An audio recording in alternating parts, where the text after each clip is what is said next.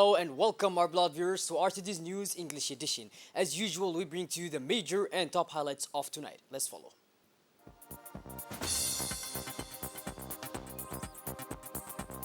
Professional integration of people with disabilities, AMPH.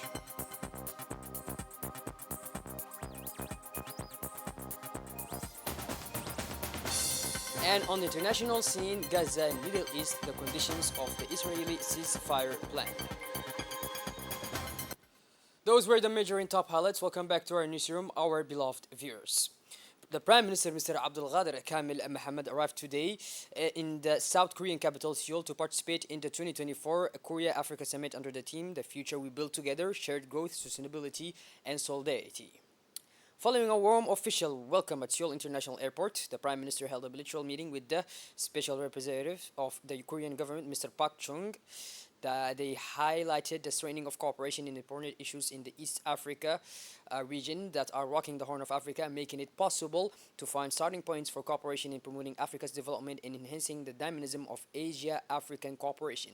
In particular, to enhance the level of exchange between South Korea and the Republic of Djibouti. Furthermore, Djibouti would like to become more involved through multilateral activity to raise awareness of peace issues, provide greater understanding of global warming, and respond, moreover, to climate change.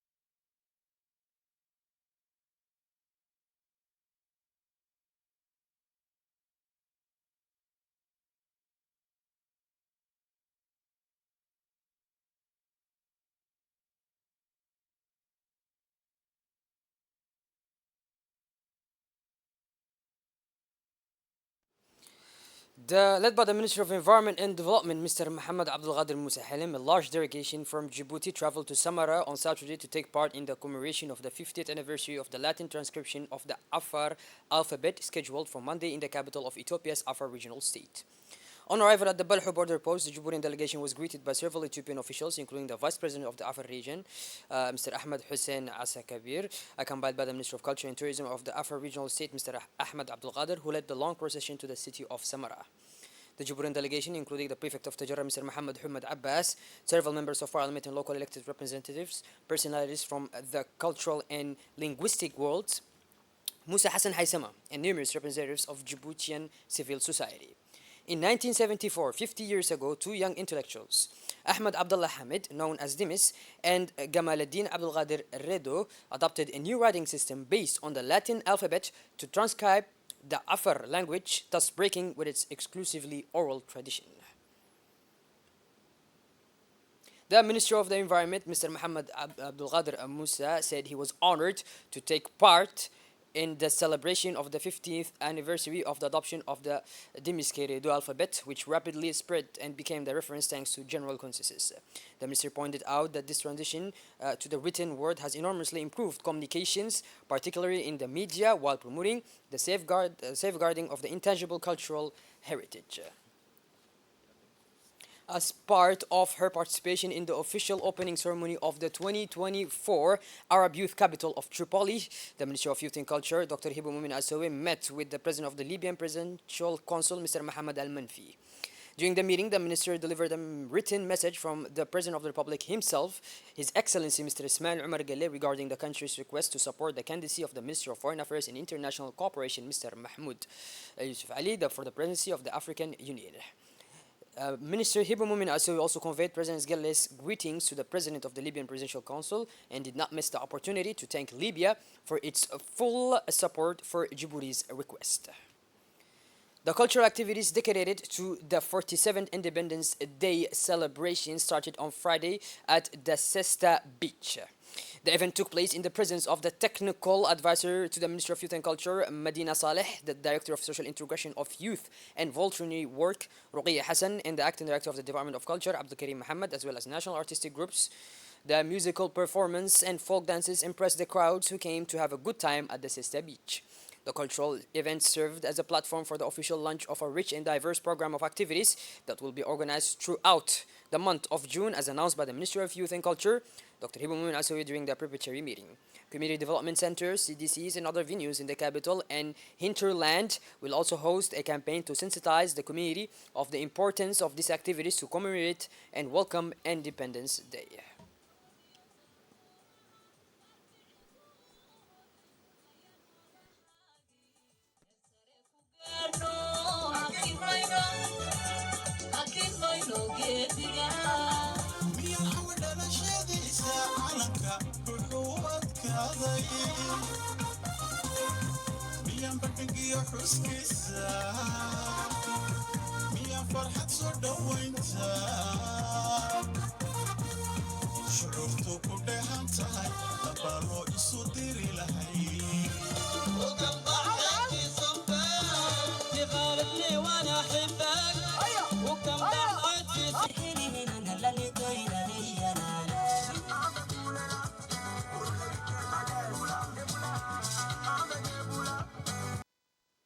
The Minister Delegate in charge of Digital Economy and Innovation, Mrs. Mariam Hamadou Ali, participated in the second edition of the GITKIS African Conference held in Marrakesh, Kingdom of Morocco from May 29th to 31st. The Minister led a high-level delegation that included Ambassador of the Republic of Djibouti to the Kingdom of Morocco, Mr. Mohammed Tahir Hirsi, the President of the Chamber of Commerce, Mr. Yusuf Musadawale, the Director of Business Incubation, Acceleration and Innovation at the Leadership and Entrepreneurship Center, Mr. Shaham Mohammed Abdullah, her Technical Advisor, Mr. Noor Ali Mohammed, and group of the Djiboutian businessmen. GTEx Africa is the largest exhibition dedicated to technology and startups on the African continent, and this year attracted more than 50,000 visitors, including African government organizations and more than 1,500 international exhibitors. The event highlighted Africa's technological advancements in areas as diverse as e-health, cybersecurity, finance, clouding, IoT, and AI, intelligence, and smart agriculture. On the sidelines of the conference, Minister Mariam Hamadou Ali and her Moroccan counterpart, Minister of Digital Transition and Administrative Reform, signed a memorandum of understanding aimed at strengthening cooperation in the field of digital development. The Djiboutian delegation also participated in a high-level ministerial training course organized by the Smart Africa Digital Academy, which focused on green digital transformation in the areas of agriculture, energy, and waste management. The course aimed to provide an in-depth understanding of the opportunities offered by digitalization to address Africa's environmental challenges. In the framework of promoting for employment of persons with disabilities, the National Agency for Persons with Disabilities, AMPH, organized this morning a ceremony to formalize the employment of 3 young people with disabilities at the General Secretariat of the Government. In this regard, the Secretary General of the Government, Mr. Almis Mohammed, received in the meeting room a delegation from the National Agency of Persons with Disabilities, headed by the Director, Mr. Douali Said Mahmoud. This initiative is part of a presidential degree on the socio-economic integration of 150 persons with disabilities assigned to different ministries. The mission reflects the government's commitment to equal opportunities and social justice for all Djiboutian citizens. In his speech, the Director General of the National Agency for Persons with Special Needs, Mr. Douali Said Mahmoud, expressed his happiness for the warm welcome he received from the General Secretary of the Government and thanked the General Director of the National Agency, the Secretary General of the Government, for employing these young people with disabilities. Mr. Douali noted that this meeting falls within the framework of integrating 3 persons with special needs into the General Secretary of the Government in accordance with the presidential decision to employ 150 young people with disabilities. In his speech also, the Secretary General of the Government stressed the importance of this initiative, emphasizing that it demonstrates the government's commitment to equal opportunities and enhancing the skills of all. This past Thursday, 30th of May, La Farnadol School celebrated its 10th anniversary at the National Library and Archives in the presence of students, teachers, and staffs of the institution. The occasion was an opportunity for the middle school students to share their joy with officials and their parents. The school's principal, Mr. Mohammed Hared, was honored during the event to commend his hard work in serving the institution. The ceremony began with a parade of songs performed by students celebrating the country's 47th Independence Day. This was followed by a show that highlighted different professions, allowing students to understand the importance of education. Let's watch.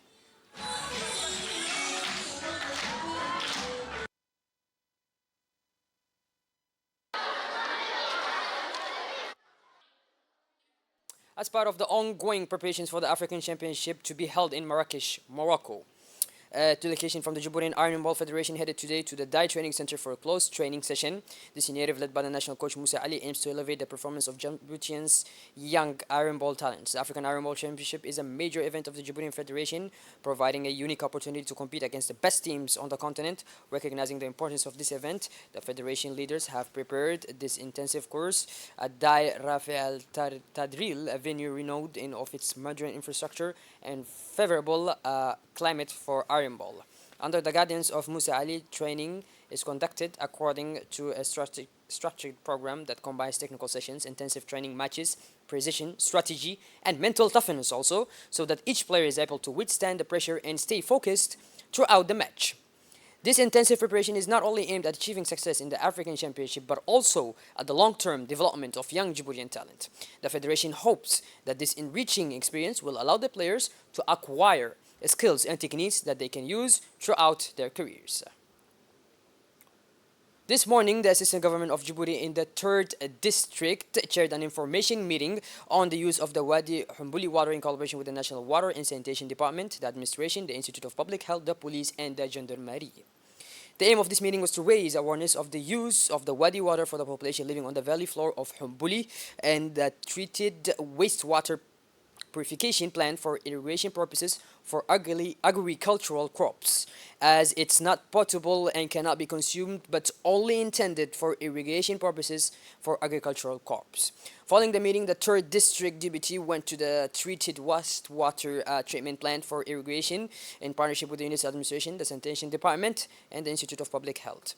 Since the establishment of the plant, treated wastewater has been particularly reused for irrigation of agricultural crops, which are irrigated with the plant's treated water. Last but not least, and towards the international scene now, where the White House has called on Hamas and Israel to implement the Gaza ceasefire proposal announced by US President Joe Biden. As a mediator in the Gaza ceasefire negotiations and the releases of hostages and detainees, the United States, along with Egypt and Qatar, calls on Hamas and Israel to finalize the proposals that includes the principles outlined by President Joe Biden on May 31st, the White House wrote in a statement. According to the statement, the ceasefire proposal combines the demands of all parties, taking into account their interests, of course, and that this roadmap will deliver immediate assistance to the people of Gaza who has been suffering for months, as well as to hostages, detainees, and also their families. Well, but these are blood viewers, we finally conclude this edition. Thank you for being with us, and make sure to tune in later for more. Have a wonderful evening. Take care.